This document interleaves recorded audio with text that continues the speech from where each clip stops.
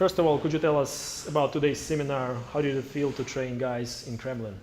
I was absolutely honored to be invited into Kremlin.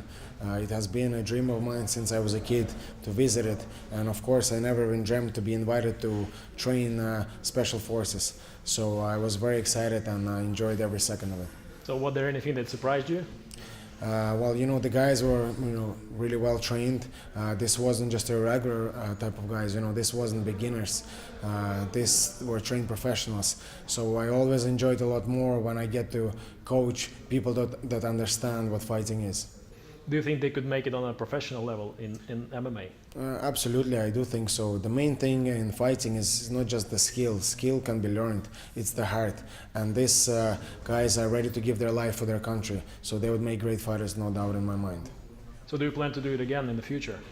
If they would invite me, I would be absolutely honored and I would be there in a heartbeat.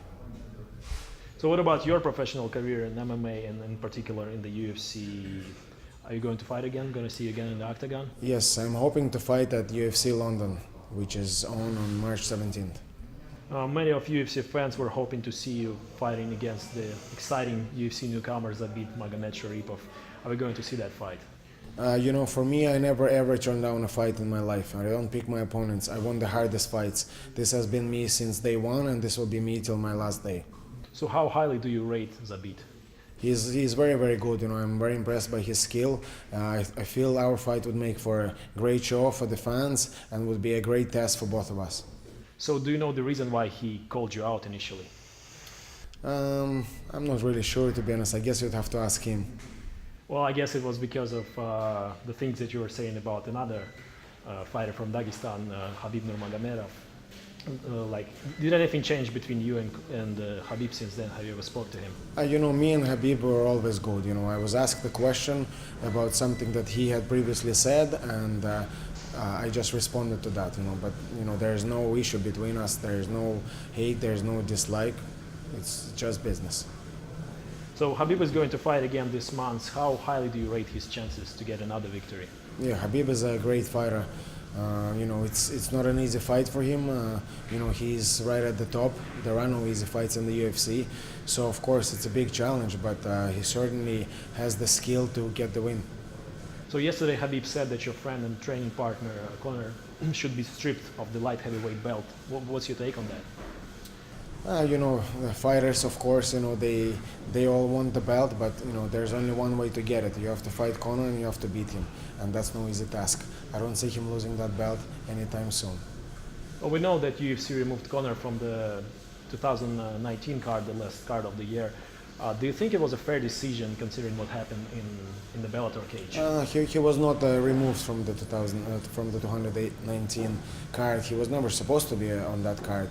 I knew there was negotiation going on for him to potentially fight on that card, but I don't think those negotiations reached a conclusion, and as a result of that, he is not part of that tournament. But it had nothing to do with anything that had happened elsewhere. But you were also in the cage on that night in Bellator in Belfast. So how did you see the whole situation from your side? What actually happened over there? It was a bit of a confusion, I guess. We felt the fight was over, which it was. The fighter was knocked out. You could see he was unconscious. Even if you look into the video, 2-3 minutes into the video, he's still on the floor, unable to stand up. So how is he going to be able to continue a fight if he can't even stand up and walk? So that's all that happened. Okay. So Conor is known to be a tough character, both inside professional fighting and outside professional fighting. But today we are in Moscow, Russia, and I cannot skip that question. If Conor would have a fight with Vladimir Putin in any particular style of martial art they choose, who do you think would win? Conor versus Vladimir Putin. This is a tough one, you know. Yeah, I'm not really sure how that one would play out, but obviously, you know, they're in different businesses. Conor is in the business of mixed martial arts, and Vladimir Putin is the #1 politician in the world, and both of them are not only excellent at their job, both of them are the best at what they do.